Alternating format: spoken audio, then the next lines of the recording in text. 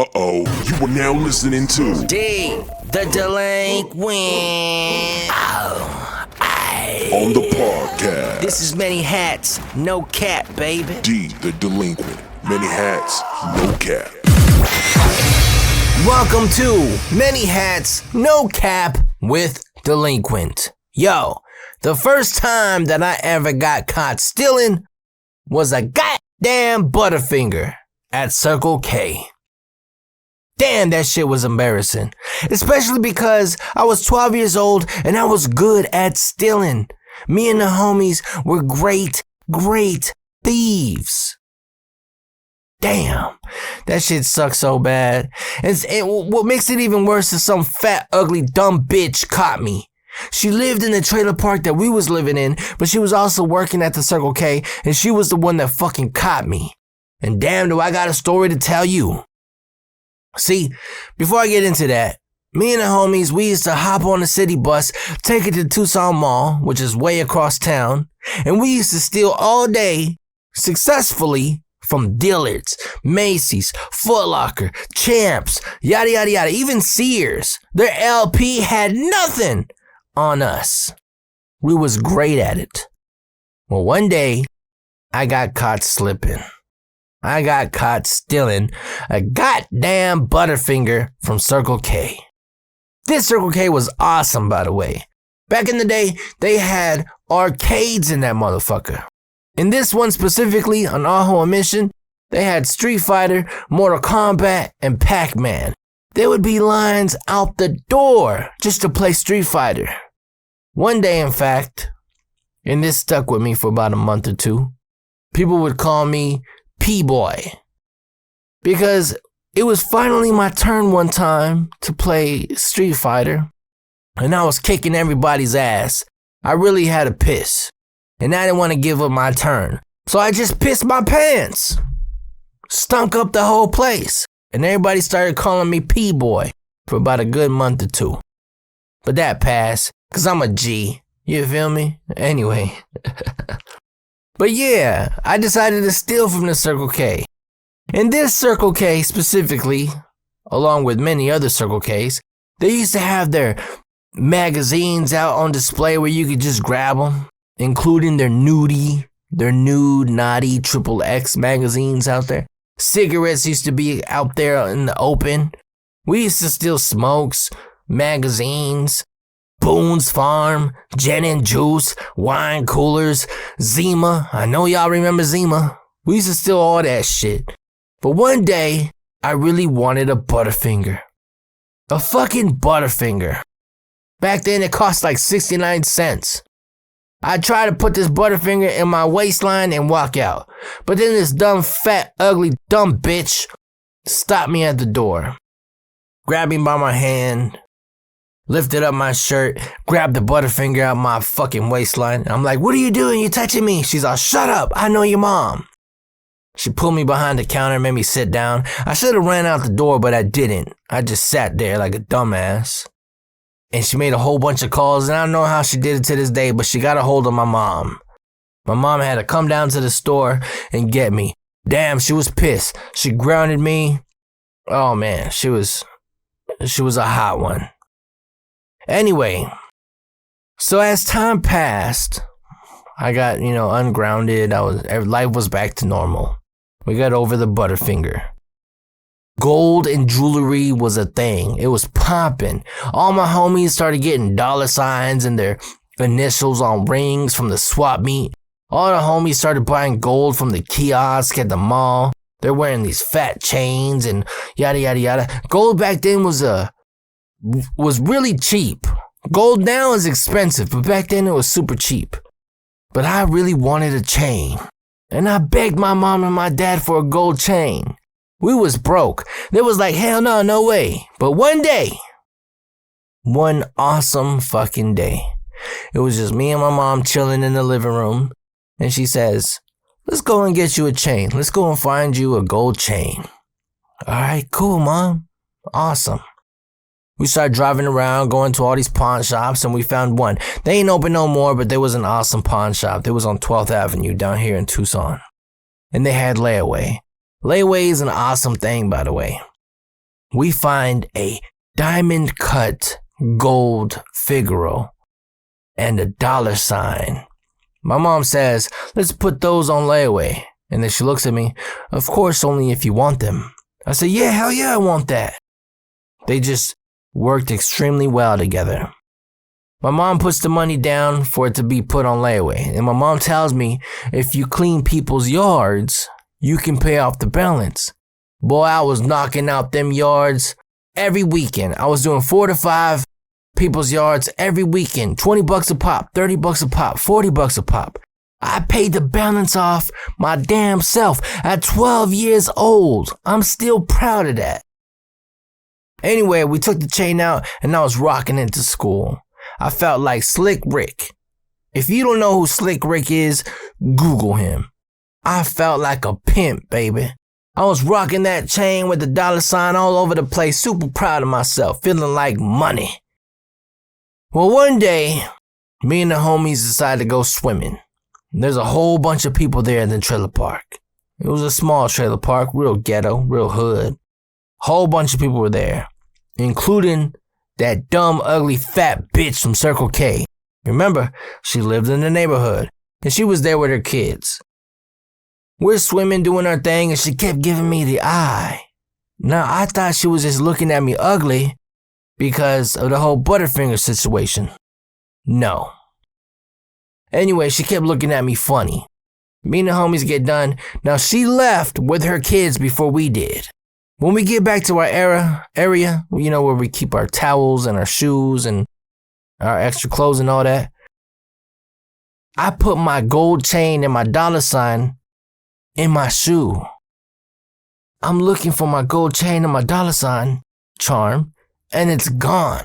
Poof, fucking gone. It's missing. Me and my homies are looking all over the damn place for my gold chain and my $sign. Now, there was a girl named Rachel that lived in the neighborhood as well. She comes up to us and she goes, I don't know why you guys are looking for it. That fat lady that works at Circle K, that fat lady that works at Circle K, she took it from your shoe. What?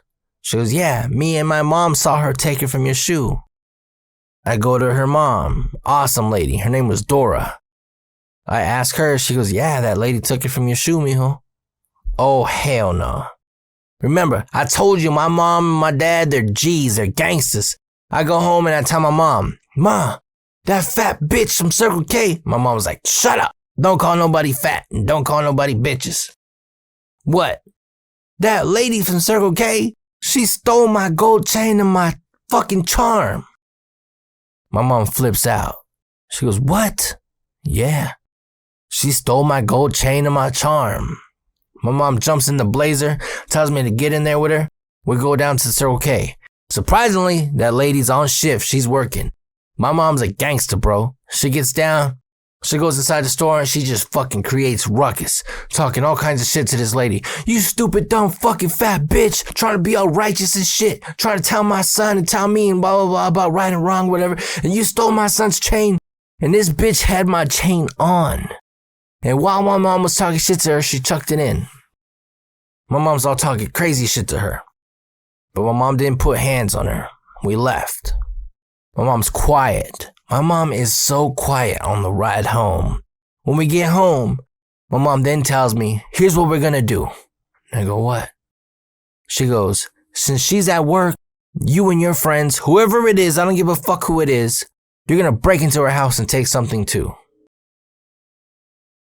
Sorry, Mom. I don't mean to put you out there like that. But that's what my mom said. She said, you're gonna go get her back. You're gonna go get something back. I go, all right. And my dad catches wind of all this shit. And my dad says, if you're gonna do what you're gonna do, you better make sure it's worth it. Make some money off it. Cause that was an expensive chain. I paid like $800 for this fucking chain and charm. Back then, that was expensive. Today, the way that how much gold is worth right now, that would probably be about a $2,500 chain, maybe $3,000. My pop says, make sure whatever you do, you make some money off it. Like, they're down with this. I'm telling you, my parents were G's, and this is just payback. James Brown, the payback. So anyway, I get with my best homie, Beto. I'm like, hey, bro, this is what's going on, yada, yada, yada. You want to do this with me or not? And he was like, fuck yeah, let's do this shit. It was broad daylight. So I tell the homie Beto, yo, my dad said, we got to take something that we can flip, that we can actually make some money off of. Any ideas? And he says, Hero is right at the apartments right now. Now, Hero, his real name was Hector. He was a cool little homie. He was older than us. But Hector was just deadly. Crazy ass motherfucker. Beto says, let's go see Hector. Let's see if he wants something and he'll give us money for it. All right, cool. So we go to the apartments down the street. We see Hector posted up, chilling like a G on the swings. He was serving. He was about 16 years old at the time. Maybe younger, I don't know. But he was serving. He would serve that white girl. We go up to Hector, and I'm telling him blah, blah, blah, blah. This lady took my chain. I'm about to jack her. I'm going to take something out of the crib. What should I take? And flip, you know? And he says, you know what, bro? I need a TV. You go and get me a TV. I'll give you a teener. I said, how am I going to sell a teener? And he says, I'll show you how to sell a teener. You know what? You go and get me a TV. I'll give you an 8-ball. And I'll show you how to break it down and make some money off this shit. Just an 8-ball. I said, all right, cool. So the plan is, we're now going to get her fucking TV. Fuck this bitch. So me and the homie, it's broad daylight still. We go to this bitch's crib, break into her trailer, and we jack her TV. And it was crazy, bro. Because while we're in the trailer being all quiet, we seen her man. She was a fucking hoe. She would sleep around with all kinds of dudes from the trailer park. She was one of them. We see some dude sleeping in her bed with the door open and everything down the hallway. We're quiet. We take the TV. We run out the house. We run down the street and we come across this red fence. The red fence separated the trailer park and the apartment complex.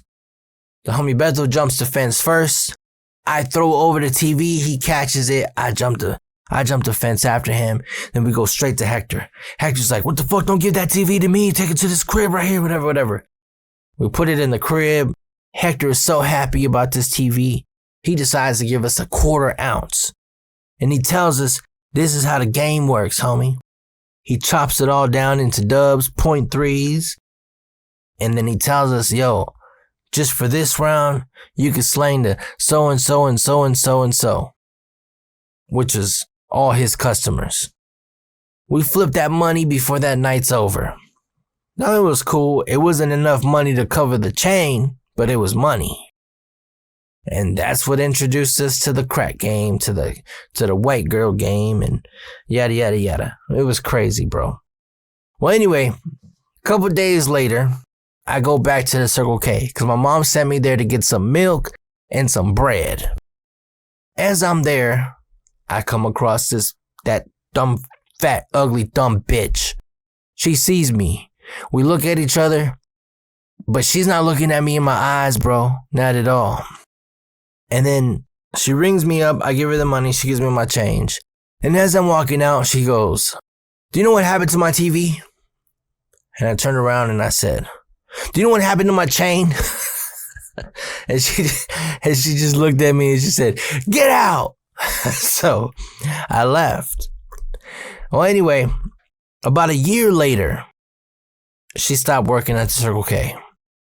Her trailer got moved out the trailer park. Like, they completely took that bitch out. She had an empty space there.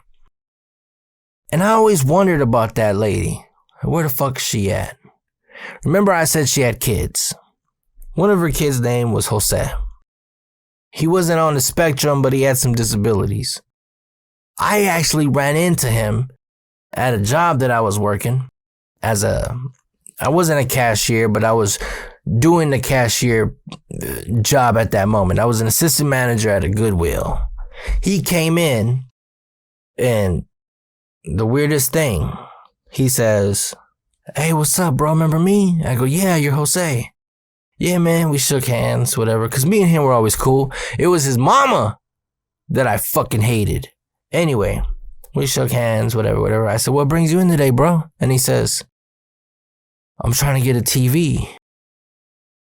I go, oh, man. Yeah, we got a bunch of TVs over here. I walk him over to the area, show him the TVs. He turns a few on, making sure they work and shit. And then he says, hey, man, I hope I'm not stepping on your toes or gonna create any problems, but you cool if I just run out with this TV? True story. Now, a whole flood of memories comes back of how his mom busted me about that damn ButterFinger. But here's her son needing a TV. And I said, do what you gotta do, bro. Do what you gotta do. He took the TV, walked out. Now you would think, oh, you cool, man, or you might think, you're a fucking idiot. Why would you let someone steal from the place that you work? Whatever. I didn't do any of that. The TV was only $10. I rang it up, I reached into my wallet, and I paid for that motherfucker. And I do not know what to make of that whole situation. Crazy. D, the delinquent. Many hats, no cap.